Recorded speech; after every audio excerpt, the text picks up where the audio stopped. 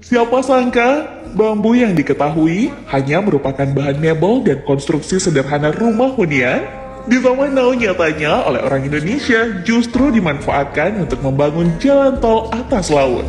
Tak main-main, ide gila orang Indonesia ini sukses teraplikasikan di sepanjang pantai Semarang Demak. Di mana nantinya, sesuai dengan hasil studi dan pengujiannya, mobil bisa melintas di atas rakit bambu tersebut. Lalu seperti apa fakta orang Indonesia memilih menggunakan bambu sebagai bahan jalan tol laut? Dan seperti apa fakta tol laut bambu tersebut? Berikut ulasannya. Pada dasarnya, jalan tol konvensional ibarat jembatan panjang, perlu ditopang oleh banyak tiang panjang berupa beton.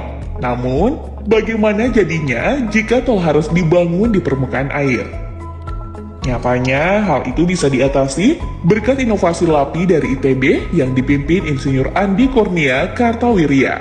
Hanya bermodal bambu, sebuah jalan tol laut sudah bisa mengapung dari perairan Semarang hingga ke Demak. Cara kerjanya pun nyatanya tak serumit yang dipikirkan. Batang-batang bambu hanya perlu dirangkai menjadi dua pola. Yang pertama, dirangkai memanjang untuk ditancap sebagai pancang, dan yang kedua, bambu rangkaian untuk dihamparkan seperti layaknya rakit. Insinyur Andi Kurnia Kartawirya seperti dilansir dalam wawancara khususnya di jpnn.com, mengatakan bambu digunakan untuk mengatasi kondisi tanah lembek alias very soft soil di daerah itu, yakni tanah tambak yang kini sudah digenangi air laut. Dia mengatakan tanpa bambu jutaan truk tanah timbunan di area itu tak akan mempan dan akan sia-sia. Dari segi konstruksi, tol laut itu memang memanfaatkan struktur bambu yang bisa mengapung. Karenanya, agar hamparan bisa terbentuk, maka bambu akan dirangkai menjadi layaknya rakit. Pada hamparan rakit itu, kemudian akan disemprotkan pasir setinggi 20 cm dengan menggunakan sistem pada trailing suction hopper. Selanjutnya, setelah pasir merata di atasnya, akan kembali dilapisi dengan rakit bambu. Begitu seterusnya hingga 17 lapisan. Tak main-main, secara keseluruhan, tol laut ini diperkirakan memiliki masa konsesi yang panjang, yakni sekitar 35 tahun. Proyek tol laut Semarang Demak ditaksir akan menelan anggaran 15,3 triliun itu dikabarkan akan menggunakan sangat banyak bambu hingga mencapai 10 juta lebih batang bambu. Bagaimana tidak, proyek yang dibangun untuk pemenuhan jaringan tol Trans Jawa Koridor Pantura itu sesuai dengan perencanaannya akan memiliki luas hamparan rakit bambu 150 meter dengan panjang 60 km. Bambunya pun masih harus dikalikan 17, sesuai dengan lapisan bentangan matras bambu proyek tersebut. Untungnya bambu tak mudah punah dan menjadi tanaman dengan karakter pertumbuhan sangat cepat. Sesuai karakter bambu, setidaknya tanaman dengan nama latin Bambusoidae itu bisa tumbuh 3-10 cm per harinya. Jadi nggak bakal punah tuh bedikers. Tak hanya itu, nyatanya proyek tol laut bermatras bambu ini juga membutuhkan klasifikasi tertentu untuk setiap batangnya.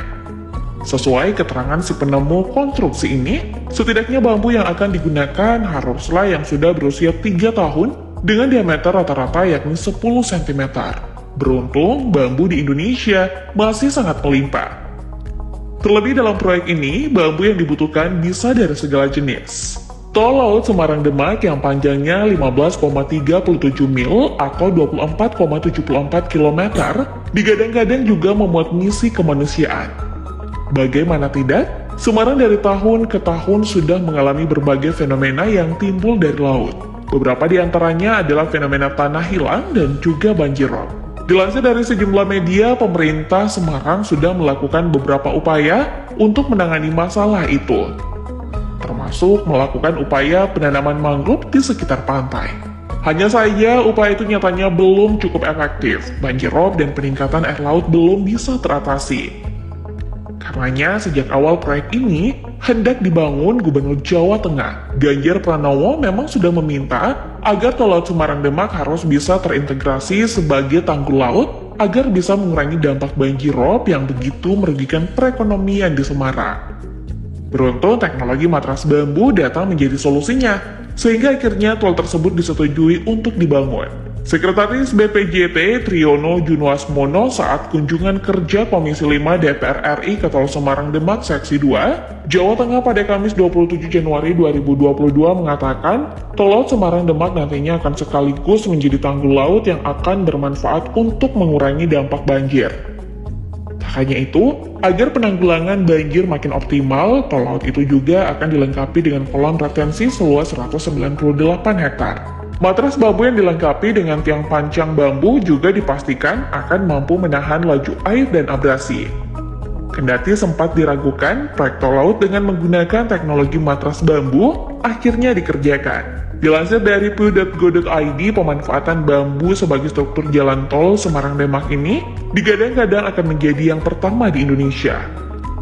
Saat ini, pengujian terhadap lapisan matras bambu di laboratorium terus dilakukan. Uji kelaikan ini nantinya akan mendukung matras bambu dalam mengintegrasikan antara tol dan tanggul laut sebagai upaya daya dukung kondisi tanah dasar di lokasi yang bertekstur lunak.